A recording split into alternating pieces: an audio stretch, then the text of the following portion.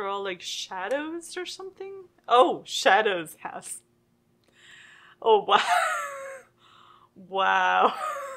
Hello fellow anime geeks and welcome to another review on my journey to try all of the anime series that I can. Here's my usual 4 questions I use to organize my thoughts, and today I'm talking about Shadows House on Funi. Or at least I'm going to try to talk about Shadows House without actually telling you anything about Shadows House, because this is another one of those where I have to be super careful about spoilers. The Mal tags are slice of life, supernatural, and seinen, so you can tell that even Mal doesn't really know how to describe this thing, the only real descriptor out of those 3 being supernatural, because you know slice of life is just their like general catch-all. Now this is a seinen manga adaptation. Remember, Young Jump is sort of a misnomer because some really crazy things come out of that magazine and some really seriously messed up things do happen in this as well, so I would not recommend this to little kids despite the kind of for kids style tone in the beginning. It has the same sense of wonder and adventure as a children's fantasy novel, kind of like the Narnia Chronicles.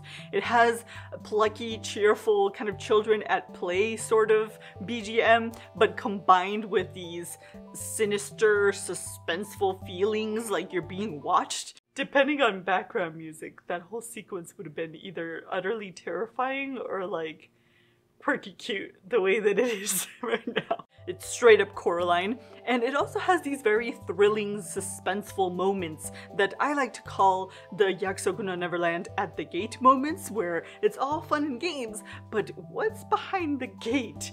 Same studio, by the way. Cloverworks. Alright. No wonder you freaking me out. So I'm going to say that this is a supernatural thriller mystery.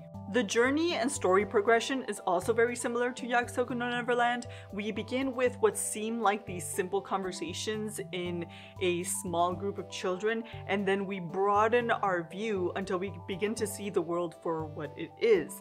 The setting and the premise also kind of remind me of an Agatha Christie novel or the film Identity, where all of the major players are gathered, they can't leave, but they're all operating independently under their own motivations. They are all aware that something is wrong, so the tension is high. Perfect spot for a Mirelurk den. As far as the supernatural stuff goes, I can't tell you much without revealing a lot, but I can tell you that most of our questions are actually answered by the end of this first cour, and I can tell you some very basic premise points that are revealed in the poster and the first bit of the show. Our protagonist is basically Mikan from Gakuen Alice. She's cheerful, she's innocent, ditzy, tough, and surprisingly smart at times. She's a living doll serving one of the shadows in the house, Kate. Living dolls attend to the needs of the shadow that they're paired with, but their main purpose is actually to serve as their face, because it's so difficult to identify shape and expression in a shadow's visage. At first I thought, what a crazy concept, and it is, but actually everything is really well hashed out and makes a lot of sense within this world. The soot, the placement of the rooms, the uniforms, the shadows' way of expressing themselves, referring to themselves in the third person, all of it makes sense. It's significant, it's nicely tied together, and it's a consequence of this society. And what a messed up society it is. I think the coolest thing about this anime is the exposition and the plot progression. It's actually written into our protagonist's journey. Since she's a new living doll with no memories, we're able to fully and carefully explore the world. Also, since we have sort of a dual protagonist through her shadow master, we are able to have a protagonist that's an equally big mystery as the rest of the story. I mean, who is she? What's her secret? How does she factor into this house? The thriller plot revelations are almost as good as Yakusoku no Neverland. I mean, just when you think that you understand how this one little bit of the world works, it just broadens and they throw a new thing at you. And just the whole way that we're introduced into this world is magical. The mood, the art, the textures, the colors, the light, the music, it's beautiful and creepy.